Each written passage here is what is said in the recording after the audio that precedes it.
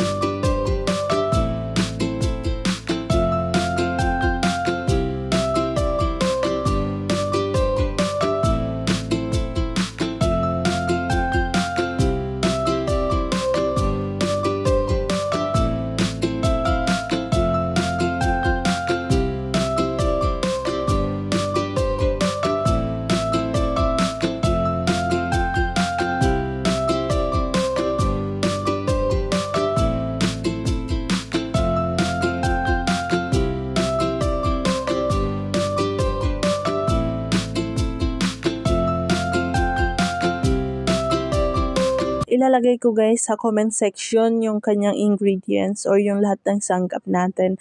So guys, blender na tayo kasi wala tayong food processor.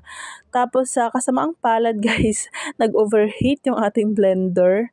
Kaya medyo buo-buo pa yung ating gulay. Pero yung karne naman o yung chicken breast ay pino na dahil siya ay nasa ilalim. Kaya okay lang din.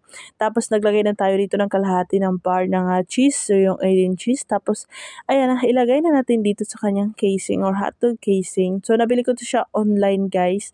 Meron ito siya Shopee, meron din sa TikTok. Malapit na tayo matapos. Ayan, ipasok na natin sa kanyang hotdog casing. Ayan. Or dun sa kanyang parang plastic. Tapos, steam natin ng mga 15 minutes lang bago natin iprito. At bago iprito, tinanggalan ko muna yan ng plastic o yung kanyang balat. Ayan na, meron na tayong masarap at malinamnam na hotdog. Yun lang guys. Thank you for watching.